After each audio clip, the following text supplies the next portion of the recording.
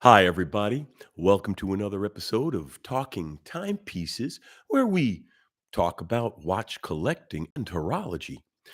Today, I wanted to talk about the stuff that's going on the financial side and the markets, but I decided not to do that because I really want this channel to be more of a discussion forum for watches and watch collecting and horology. And I am going to touch on it, but I think I'm going to touch on it from a higher level and just talk about the whole aspect of speculation and auctions and fakes and how that all plays together. Um, because I bet you a lot of the people who were tutting themselves over the Omega um, debacle over the auction and the falsified antique. I bet you healthy a number of them were wearing fakes, but to connect the rampant image and brand piracy going on at the fake watch level, it's directly connected to fraud at the highest levels. A lie is a lie is a lie, no matter what level you go to. But that's not what I wanted to talk about today. Um, oh, hey, Neil, how's it going, my friend? Johnny Arsenal, how you doing, my friend? Um, I've been doing a comical amount of travel lately. I mean, like I was in San Diego, and then I was in I can't even Prague, and then I was in San Francisco in 3 weeks. But it was for a good cause because I went to all kinds of cool technology, conventions, and I saw some really advanced technology. In fact, a couple of months earlier, I was at the, Power Control and Intelligent Motion conference in Nuremberg, and my friends at, Power Integrations, and this is not a sponsored thing, I just think their tech is cool. My friends at Power Integrations gave me this power supply, 65 watts. This is a 65-watt power supply. Now you know why I'm impressed. I mean, this power supply will drive my laptop, all right? It'll drive your laptop. That's how this is based on, gallium nitride, power semiconductor technology, the wide bandgap stuff I've been mentioning on and off on my shows. But, I mean, and that's why I wanted to talk about chip scale atomic clocks and whether you're gonna see an atomic clock on your wrist, because I saw some really interesting technology at some of the shows. In fact, there is a video that I shot at the, event in Prague, the open source no, Embedded Open Source Summit was the name of the event. And basically, it was a Linux show, but obviously there's gonna be hardware there because stuff has to run on something. And, there was a really nice, demo from a friend, colleague. I didn't know him personally, but the company's a friend of mine, NXP. And, we wound up chatting about, smartwatch and power management, and that video is on the archive. But it made me think about all kinds of cool stuff because the technology that we are encountering is insane. And one of the things that really struck me, and I'm hoping it's going to show up on the screen when I hold it up. Yeah, it kind of shows up. Let's see if we can get it to focus on it better. But essentially, what you're looking at there, this little block part is a cesium atomic clock. All right. And this whole board is about maybe the size of the palm of my hand. So that chip is about, I don't know, 3, 4 centimeters on a side. And there's a cesium atomic clock inside. And it takes less than 120 seconds. So it takes 2 minutes to warm up. But once it's running, it draws less than 120 milliwatts. I mean, we're getting into the realm of actually being able to carry something like that around. I mean, well, obviously, uh, the reason that they're creating these chip scale, and I mean, that is chip scale if you go by microcontroller and system on chip and system and package sizes, that's really small for an atomic clock. And we're talking about maybe a centimeter and a half thick. So the fact that we can now get, I mean, we've had rubidium atomic clocks at the board level, chip scale size, rubidium atomic clocks for a while now, but cesium is what the big boys use in their atomic clocks. And so the fact that we are now getting to the point where, and it's drawing 120 milliwatts. So you could literally put a real battery on it. Today, you could make a atomic clock pocket watch. I mean, it would be a chunky one. It would be probably roughly the size of a large pack of cigarettes, um, and it would just tell you the time. But it would be an internal atomic clock, which means you would never have to set it ever, ever, ever, ever again, ever again, ever again.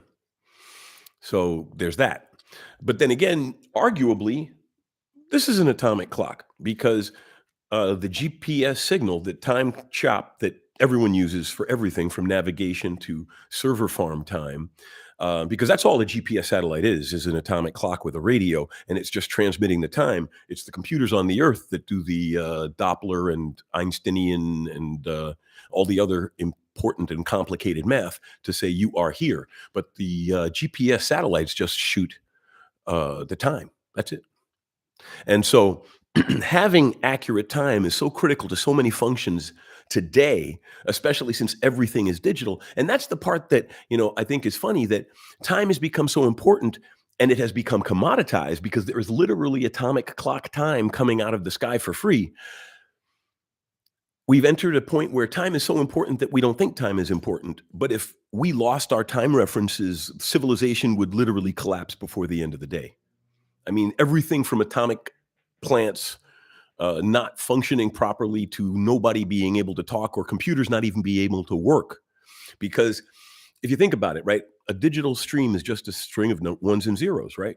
And so those words are based on those segments of ones and zeros. How do you know where to start reading? It's all time. That's why whenever in the old timey days when you had the acoustic modems, you would hear what they called a beep and a rush. It would go beep, shh, and that ping and that noise were the two computers synchronizing their time so that they could send information to one another and understand what they were saying, because without a time reference, digital information is just gibberish. So time is so critical today that we don't even think about how important time is, but it is. So I'm at this conference and I see this chip scale atomic clock, and I'm thinking to myself, one more generation, and I'm going to find some friends and I'm going to set up a, pardon me, you know, they get below 2 centimeters, and I'm gonna start a company and make some pocket watches with atomic clocks in them. I mean, if only for the novelty factor or the timekeeping flex.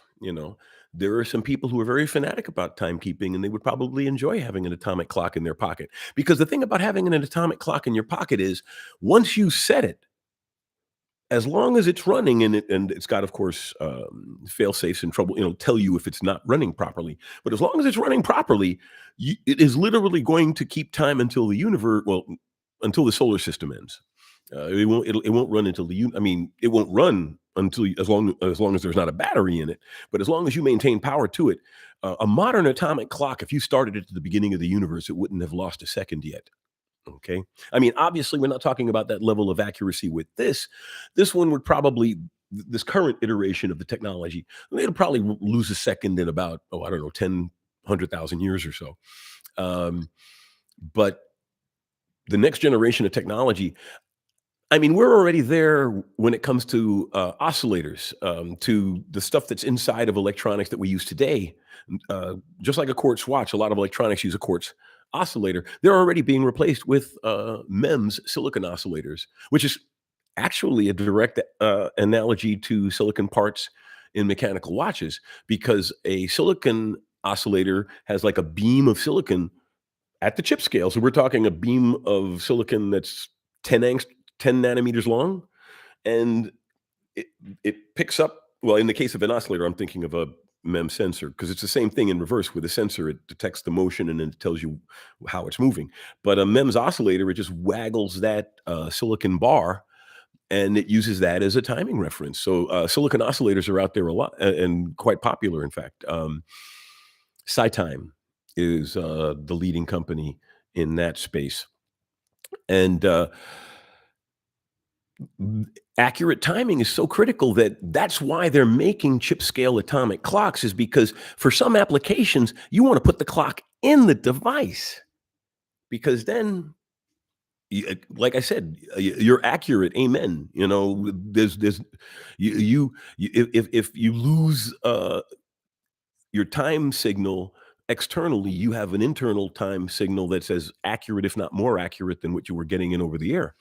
And for certain navigation applications that involve a big explosion at the end, having your own internal inertial tracking system that is chip scale atomic clock accurate, you can see where that's going. And even at the consumer level, it will help in all kinds of things. It'll help because every device that has to be accurate, they do one of two things. They either sync it with a master clock physically in a central location, and then they take that remote clock to wherever they need it, or they get a time signal that they trust. In the case of, like I said, nowadays they use the GPS. I have a very nice segment on the show about the Patek Philippe electronic clocks, because Patek Philippe started making electronic clocks to make better um, watches, better mechanical watches.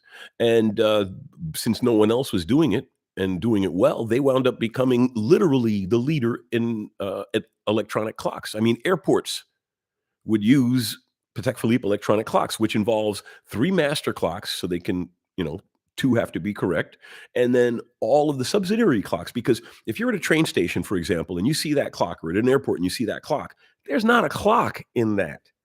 That's a display with hands. The clock that is representing is actually sitting in the basement or in the attic of that building, and it's a master clock that's connected to a master clock reference, so that that individual clock is not an individual clock. It's a networked display that shows the time based on a signal that it sent. It's all tied to, the whole aspect of accurate timekeeping and accuracy in timekeeping, and how that is such importance for navigation and for timing flights and timing trains and timing all kinds of things, buses, bicycles. The more accurate your time reference is, the more accurate everything you do is. Everything. Which is why I enjoy talking about this. Beer check. I'm drinking Beck's Gold tonight. And that's why I keep coming back to the whole aspect of how important time is. And then let's speculate, once, oh, by the way, wristwatch check, I'm wearing my Cartier Santos on a NATO strap. I really like doing that. And it's kind of a litmus test to me to wear a nice watch on a NATO, because the people who are disappointed that I'm wearing a nice watch on the NATO, those are the people who are usually more driven by the value of a watch than the watch itself.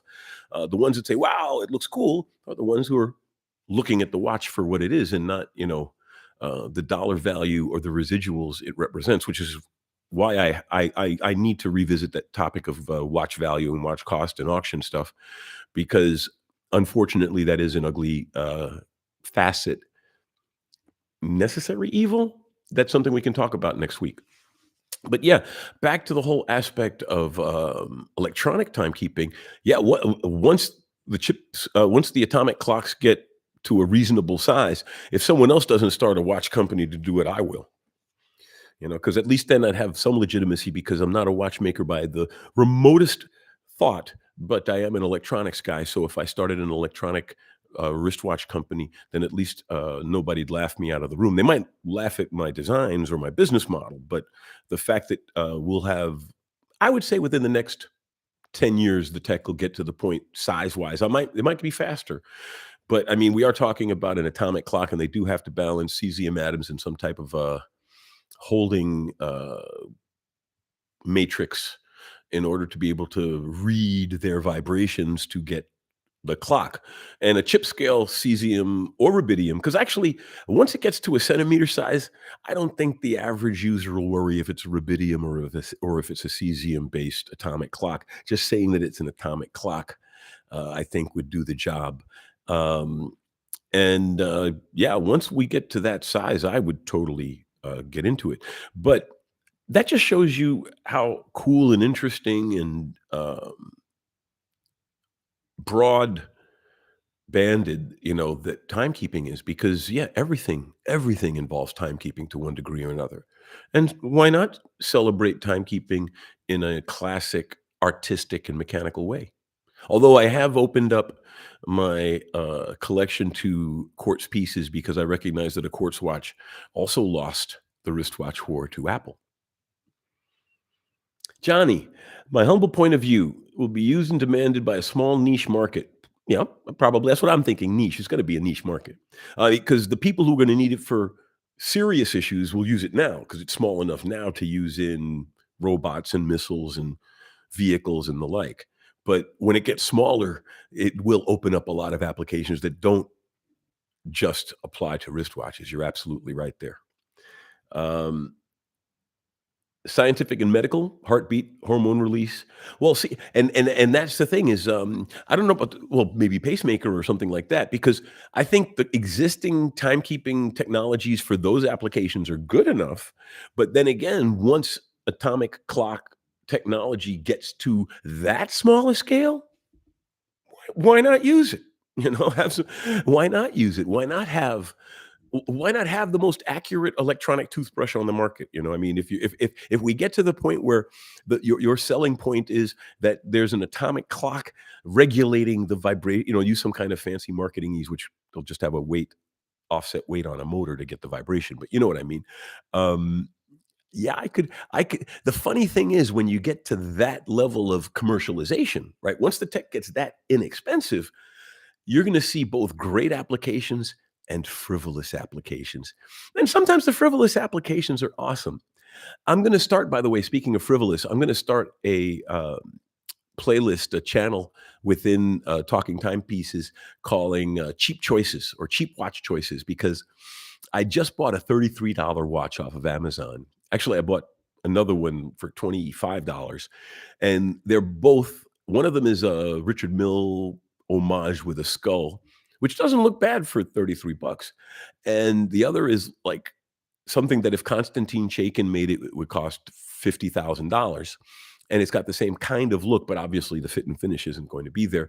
And so I'm going to just start, buying like these under $50 fun pieces that I see as I come across on Amazon. And I'm going to start talking about some of them because number one, at the minimum, they make a good stocking stuffer gag gift to your friends. Or, 2, like I said, in the case well, I didn't say it in this case, but in the case of, these watches, they're the kind you could wear, like, once or twice for fun and then literally gift them away for what they cost, or keep and build up a collection of really funky and cool and interesting pieces that didn't cost you anything.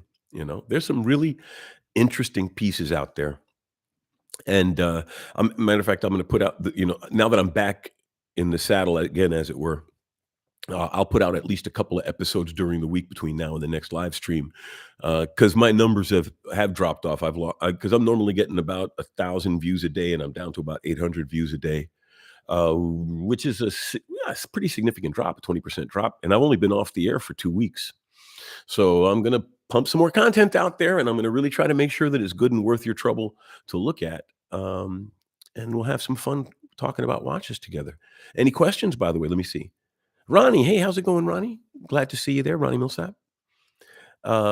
Neil, I just picked up an Addie's dive for 35 euro. Oh, pounds, 35 pounds.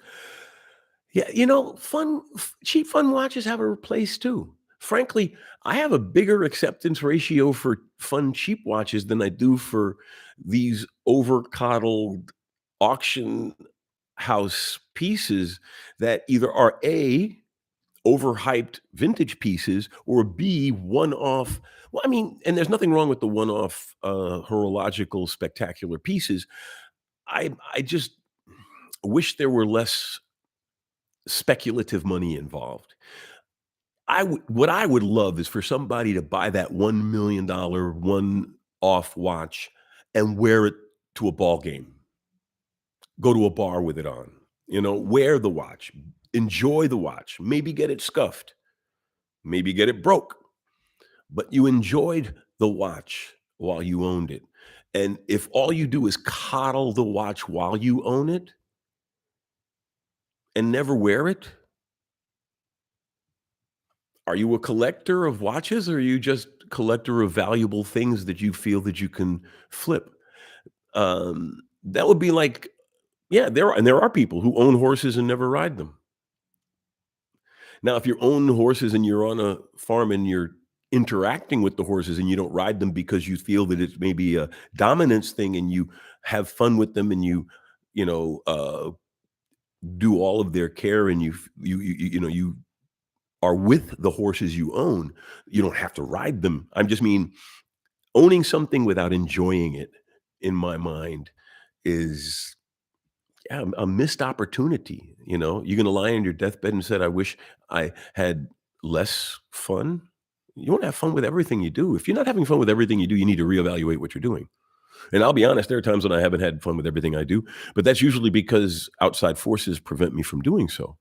Now I'm lucky. I'm an old fart, reasonably comfortable, and I can do a lot of what I want. I still can't do everything what I want, but if you're in a hobby like watch collecting and you're not enjoying it at every level, maybe coins would be better for you. They're pretty. You can look at them. You don't have to worry about taking them out into public and risking them, but you can open them up once in a while and just enjoy what you have. I mean, I have some coins that I actually like. uh, I don't consider myself a collector because I don't have that many, but I have a few interesting coins in my collection. I got an old Roman coin, but they're in a glass case. So when I walk by, I look at them. I keep them between the cameras and the other miscellaneous bric-a-brac that I have in that case. They're like filling the white space, as it were, between the things in the glass case. But my coins are like on display. You can see them. I can see them. If I owned, well, the only watches that I own that I don't wear are the ones that I don't want to wear. I have them because they are cool watches, and I think they're good for my collection. Like my Space View, I've got an Accutron Space View. I wear it occasionally, but I don't wear it a lot. But I enjoy having it in my collection for what it is.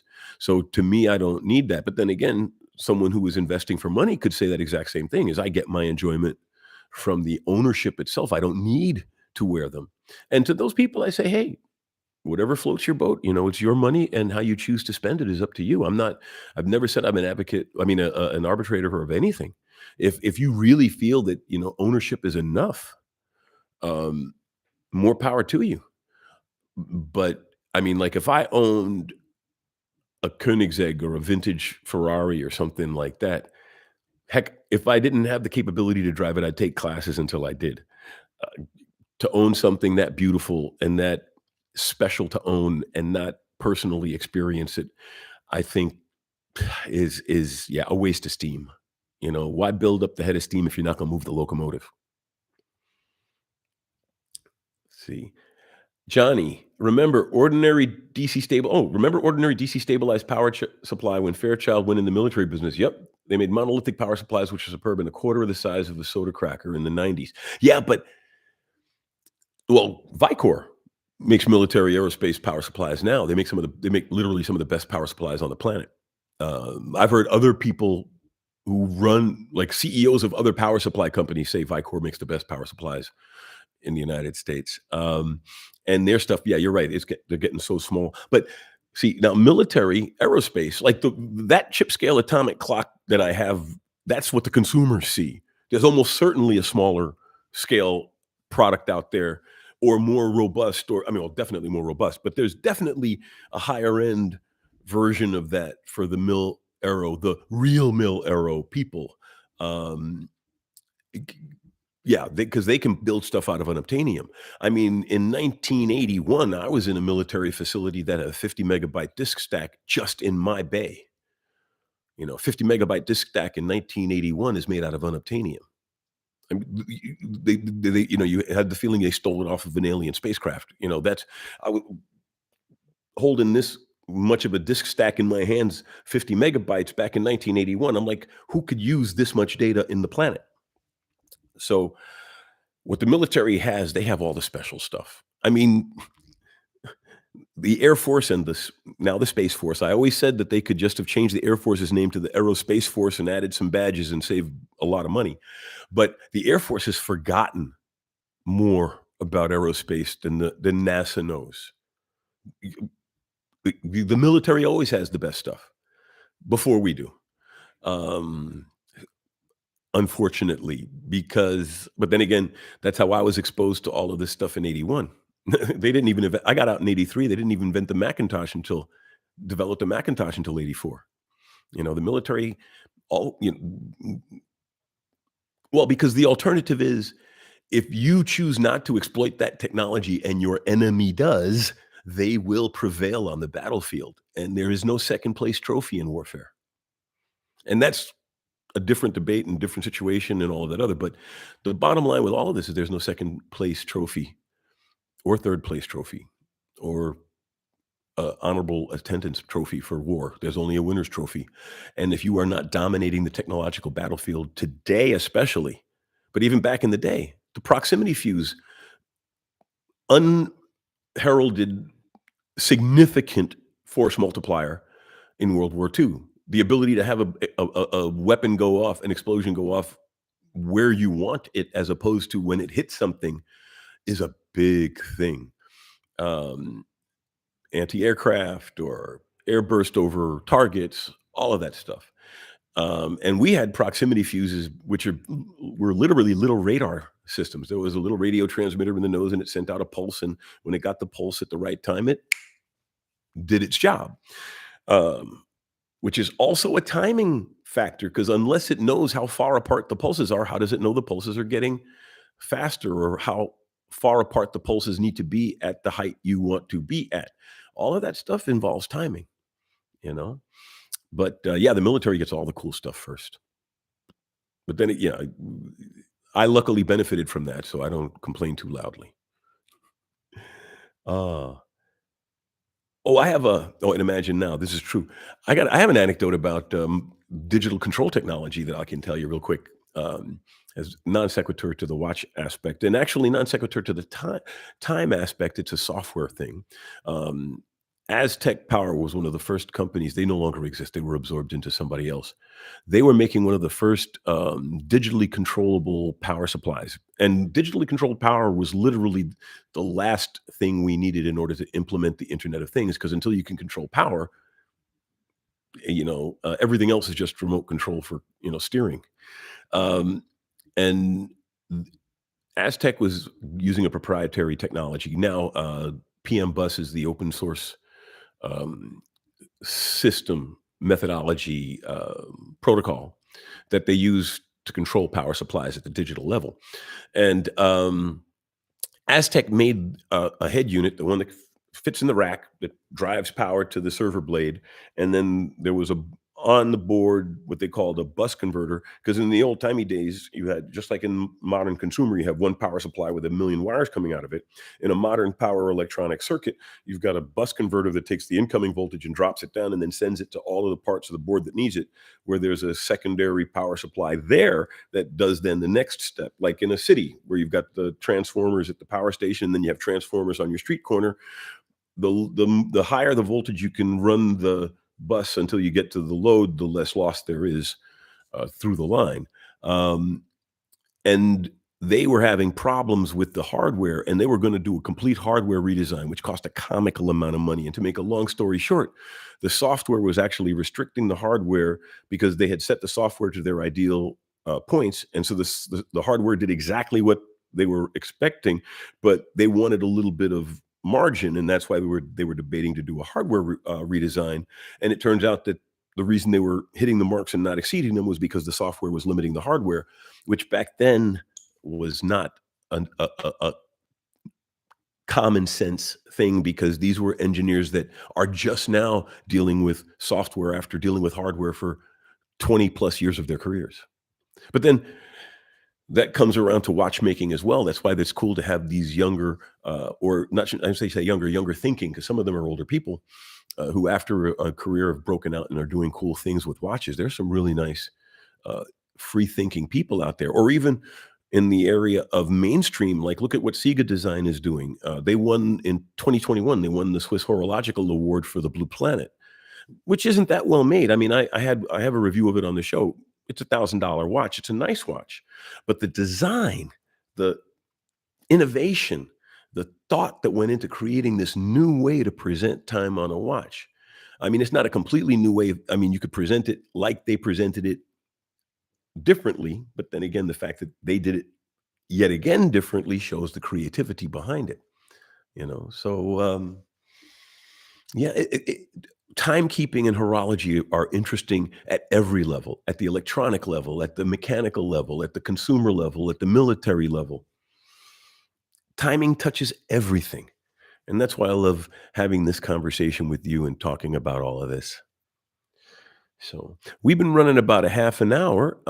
If there are no more questions, I think I'm just going to call it a day for this evening, and we'll pick it up next week. Like I said, I am definitely going to post a couple of pieces during the week, pre-recorded. I'm going to do. I've got my mission to Mars. I realized I never did a phone with straps. So I'm going to do a phone with straps to the mission to Mars. I picked up a Laco. For the show, $300 really good pilot's watch. I'm going to do a review of that. Haven't done the review on my new Air King yet, and something else. But so we've got a good queue of interesting material lined up. So I hope you tune in, tell your friends to think about us, and have a great week, everybody. I love you all, and I hope your week rises to meet you. Take care.